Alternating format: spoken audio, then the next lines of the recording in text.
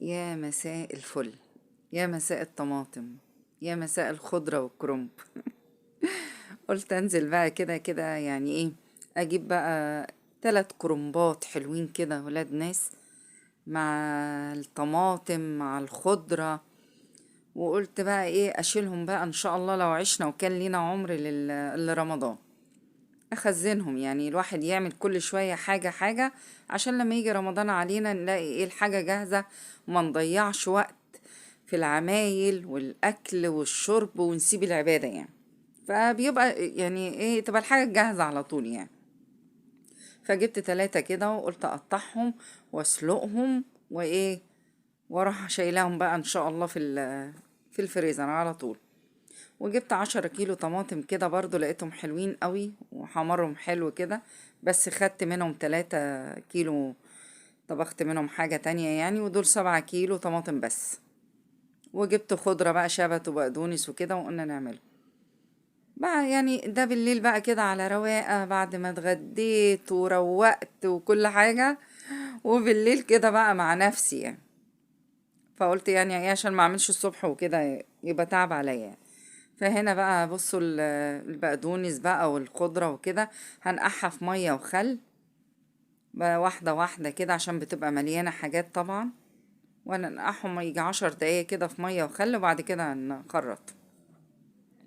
نفس الحكاية برضو الطماطم نقعها في مية وخل، نفس الحكاية. وبعد كده نضربها يعني في الخلاط. تيجي تطلعي بقى كده في اي وقت تلاقي الحاجة جاهزة عندك يعني. اذا كانت بقى اذا كنت هتخزني بسلة هتخزني فاصوليا اي القلقاس مالي السوق، اعملي بقى زي ما انت عايزة. طلعي بقى الحاجة تبقى جاهزة عندك يعني. هو يعني يعتبر كام ساعة تعب، بس بعد كده هتلاقي راحة. اضربي بقى هنا الطماطم كده في الخلاط وهقشر بصل اقشر بصل كده واحطه معاه. جربي برضو الطريقة دي هتبقى سهلة قوي. تبقى الحاجة جاهزة حتى لو انت عايزة تطلعي تسبيكة للطبيخ. انا بسجل اصل الساعة 8 الصبح يا جماعة فعايزة انام يعني. بطلع مطة بالكلام. هنا بقى بصوا قشرت البصل كده يجي كيلو بصل وهحطه مع الطماطم هضربه مع بعض يعني. جربوا الطريقة دي في التسبيكة حلوة برضو. اذا كانت كده حلوة او كده حلوة يعني المحشي ليه كذا طريقة يعني. فاضربيه كده في الخلاط معاه وجربيها بتبقى حلوة قوي تتسبك معاها يعني. بس كده انا عملت كيلو. لو عايزة بقى بعد كده وانتي بتطلعي من الفريزر وهي متسبكة تبشري بقى كذا بصلاية تاني وتروح حطها على الخلطة يعني نفسها. بتصحصحي الخلطة بالبقدونس تاني او اللي بتاع ده البصل، الاتنين يعني. هنا بسم الله ما شاء الله بصوا اتضربوا كلهم. هنا برضو حاطة المية على النار، معلقتين سكر وحبة ملح وحبة كمون. معلقتين سكر وحبة ملح وحبة كمون. السكر كمان بيبقى مادة حافظة وكمان بيدي يعني قرمشة كده للورق الكرنب وتسكيرة كده جميلة جدا يعني. إذا كانت في التسبيكة أو في المية بتاعت سليق الكرنب بنحطها من زمان جدا يعني دي مش حاجة جديدة. هنا حبة زيت كده حلوين عشان أسبك الطماطم بتاعتي. احطها بعد كده لما تبرد في اكياس بقى تبقى جاهزة كده بقى وايه حاجة بقى لوز يعني. هنا بقى خد المية كده وحطي في النص كده اهوت. انا قورت كمان الكرومبة من فوق وكلت الراس بتاعتها طبعا يعني. مين فيكم بقى بياكل الراس بتاعتها؟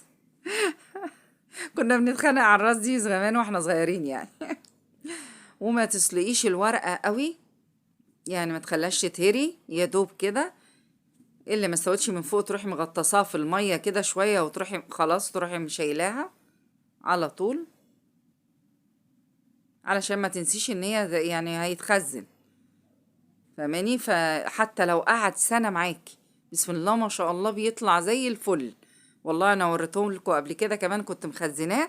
وكل شويه اقول لكم بص انا هعمل كرنب بقى متخزن النهارده عشان افضي الفريزر، وكنتوا بتشوفوا الورق عامل ازاي. هنا هحط بقى التسبيكه بتاعتي كده الطماطم عليها على الزيت اللي انا حطاه. وفي نفس الحله انا مش هوسخ حلل كتير. اول ما يعني تقل الطماطم شويه من التسبيكه اروح حاطه طماطم تاني. في نفس الحلة، كل ما الاقيها نزلت من الحلقة اروح حاطة تاني. الاتنين بيتعملوا في نفس الوقت على طول.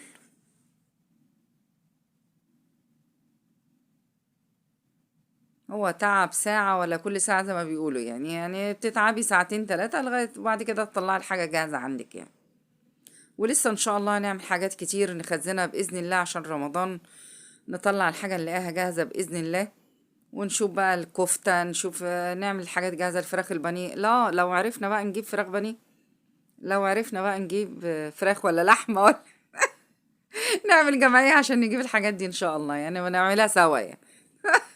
لو عرفنا احنا بنخزن الحاجات اللي ايه يعني، اللي هي نقدر عليها نجيبها الاول، وبعد كده نشوف التقيل بقى، التقيل ورا. ان شاء الله خير، تفعلوا خير تجدوه.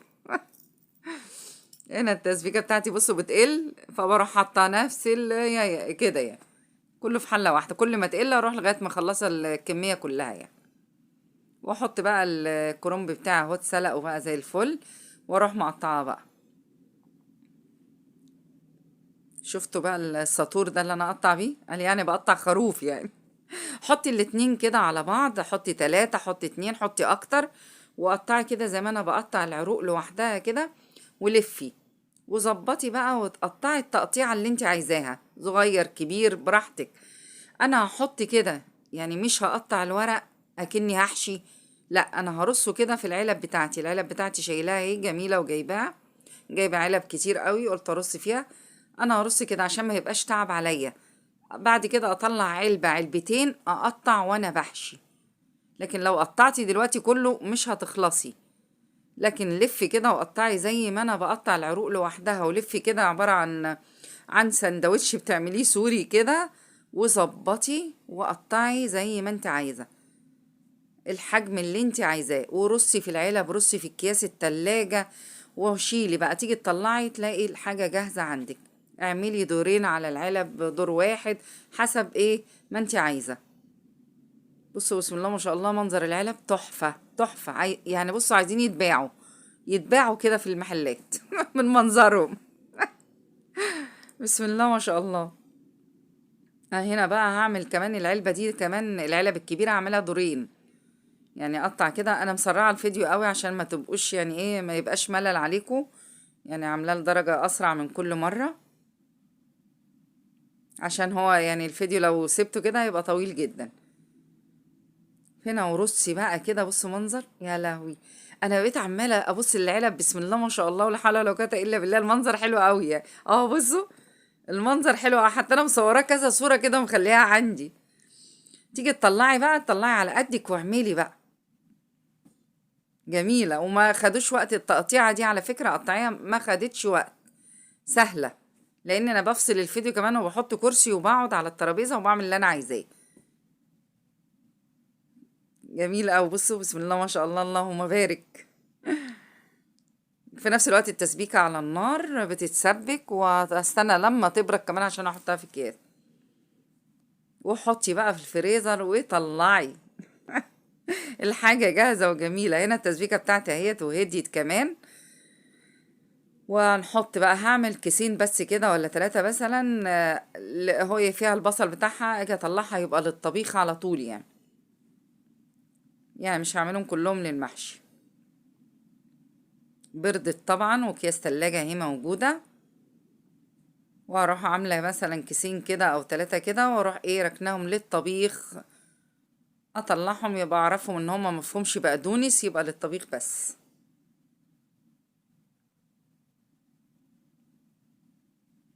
حاجة سهلة وجميلة جميلة. والله الواحد بيفرح، بتحس انت ما بتطلعي الحاجة دي اكنك مش تعبانة فيهم يعني. ما بتحسيش انت بالاحساس ده يعني، اكن الحاجة جاهزة يعني. انا هنا حطيت البقدونس والشبت والكزبرة، عشان اما اجي اطلع بقى الخلطة بتاعتي، اعرف ان دي فيها بقدونس، تبقى خلطة المحشي معروفة. انا اهم حاجة عندي خلطة المحشي. بصوا عاملة اكياس كلها يعني، انا عملت كيسين بس متهيألي للطبيخ يعني. بعد كده ان شاء الله انا بنعمل تاني. وكيسة على قدك كده، في ساعتها بقى عايزة تطلعي واحد، طلعي اتنين، طلعي 3، حسب ما انت عايزة.